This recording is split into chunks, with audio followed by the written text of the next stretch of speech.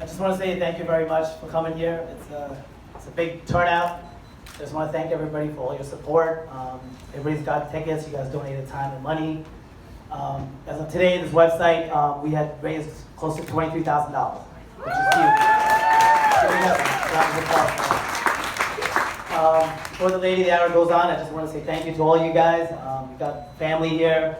We've got friends here that know Deepa since she was little, from college, or since we moved to Long Island. And also the organizations, that she's met. You guys have been very helpful to her and us along the pathway. 540, 500, just thank you guys very much, whoever's here.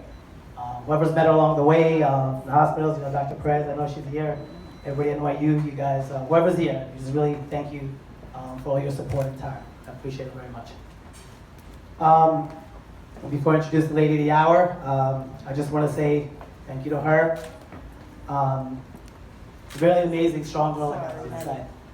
Most people go through this. It's not easy enough, just with your family and everything you're going through. For her to want to put this event together, this is all her. She got her friends together. You guys helped her go through all this and just want to do something for others. When you don't have to do anything, you can just, most people have to take care of themselves.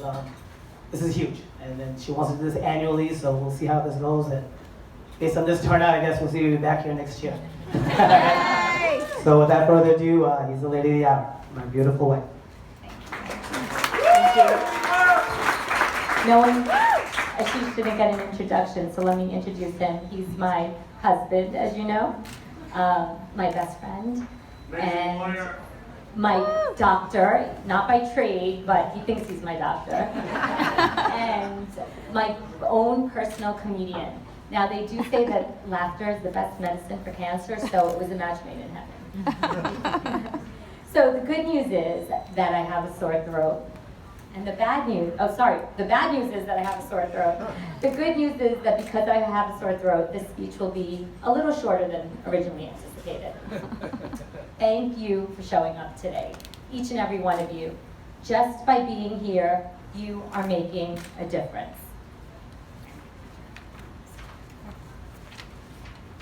Many of you in the room know me, but for those of you who don't, I was diagnosed with breast cancer at the young age of 39.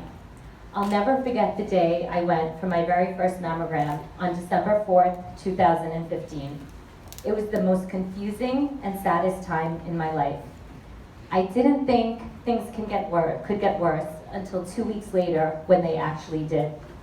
I found out that the cancer had spread to my bones. It was called Stage 4 breast cancer. Stage 4 breast cancer, also known as metastatic breast cancer, also known as the breast cancer that no one understands, is when breast cancer metastasizes. That means it spreads to other organs in the body. Breast cancer is a cancer that typically spreads to the bones, lungs, liver, or brain. It is considered breast cancer because the cells that spread are still the same as the primary cancer cells located in the breast. Unfortunately, once metastatic disease is present, breast cancer is incurable. Now, that's the confusing part to most. Let me explain. Stage 1, 2, and 3 breast cancer can potentially be cured with treatment and surgery. No one dies of stage 1, 2, or 3 breast cancer. The problem is, however, that 30% of those with stage 2, 1, 2, or 3 breast cancer have a reoccurrence in the form of stage 4 and then die of stage 4 breast cancer. 6% of people are diagnosed as stage 4 at initial diagnosis, such as myself.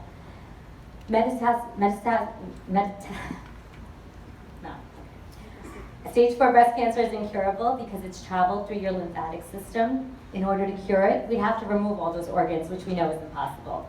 So the goal is to keep the cancer cells inactive for as long as possible. And that, my friends, is the hard part. The average survival rate today is only 18 to 24 months. People are really surprised when they hear this, and rightfully so. I mean, think about all the money that's being poured into breast cancer these large organizations are raising. According to the National Cancer Institute, a small 37% of women live past 3 years, and only 22% live past 5.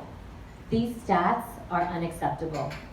These figures are heartbreaking, especially as we see a staggering number of younger women being diagnosed today. Death from breast cancer in women ages 25 to 39 has quadrupled since the 1980s. I'm part of a group called 5 Under 40. It's an organization that serves women diagnosed with breast cancer under the age of 40. Jennifer Finkelstein, the founder of that organization, is here today. Please meet her.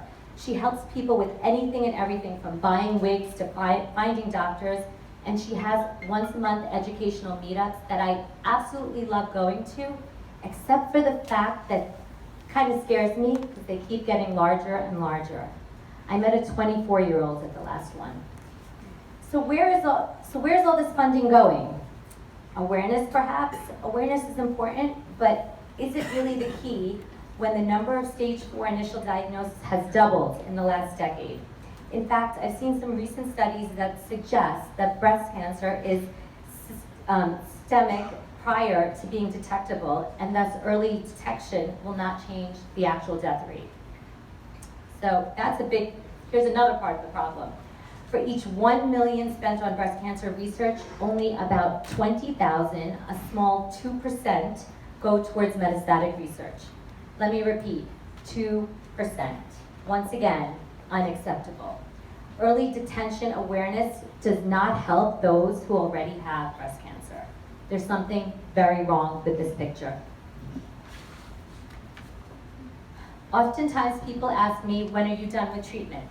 The answer is never. Stage 4s are usually on medication for the rest of their life, and they have to go for bi-yearly, sometimes quarterly scans to make sure that the cancer hasn't outsmarted the latest medication. Which brings me to why you are here today. We need more medications and we need more research. When you donate to Metabash, you are donating to an organization that funds annual grants strictly for stage 4 research. They are run by volunteers for the most part and have a transparent process to obtain these grants, which is public knowledge on their website. When you donate to Metabash, 100% goes to research, 100%. When you donate to Metabash, you may be helping turn a terminal disease into a chronic illness. When you donate to Metabash, you may be helping a mom of a young child live another few years, or a daughter of aging parents be there for her family. When you donate to Metabash, you are helping those that you already know have or have had cancer live another few years, if they have a reoccurrence. When you donate to Metabash, you are helping your own family and friends, and perhaps yourself, because 1 in 8 women will be diagnosed with breast cancer. 1 in 8 women. And breast cancer, my friends, does not discriminate. I've seen all types of people, of different races, of different ethnicities, diagnosed for reason or for no reason at all. When you donate to Metabash, you are making a difference. Before I conclude, I'd like to leave everyone with a few things that I've learned in my journey. Number 1, as you get older, you discover you have 2 hands. One for helping yourself and one for helping others. Yeah, I'm an Archie Hepburn fan. Everyone in this room is so blessed in different ways. It's time to pay forward if you don't already. There's so many less fortunate people, was just the cliche to me before cancer. On this journey, I saw so many people who had to go through this alone, without emotional or financial resources. That's why I believe in organizations like 5 Under 40. Let's face it, there are a ton of organizations out there. Donate to those who are really making a difference, not collecting big salaries. And donate to places where you know where the funds are being used for, like Metabash. When you go home today, if you are wearing the Metabash colors, green, teal, or pink,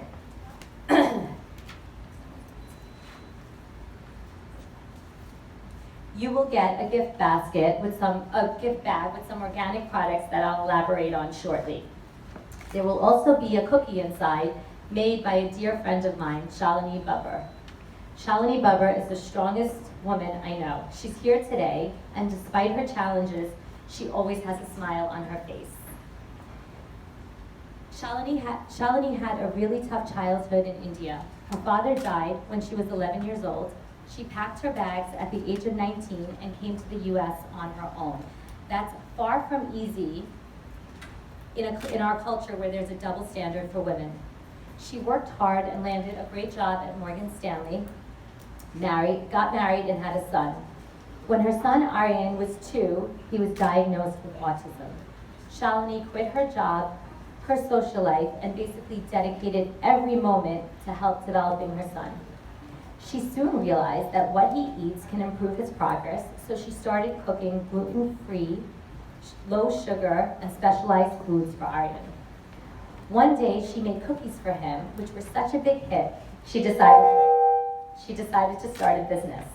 She launched it this past March, and her mission is to make it successful solely so she can employ children with autism and disabilities. There is not a day that goes by that Shalini doesn't wonder what will happen to Aryan when her and her husband are gone. Put your money in the right places. We all buy cookies anyway. Why not buy from somebody who's making a difference in society? Assuming that assuming your kids don't have a nut allergy. Number 2, you are what you eat.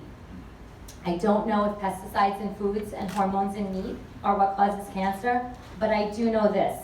A new health report released by the Cancer Registry of Greater California found that Napa Valley is a cancer cluster, harboring high rates of people suffering. Carcinogens are being mass-produced and sprayed over crops. When you eat a non-organic apple, you're also eating over 30 different pesticides that have been sprayed on the fruits. Strawberries, apples, celery, carrots, spinach are just a few of the foods that have high levels of pesticides.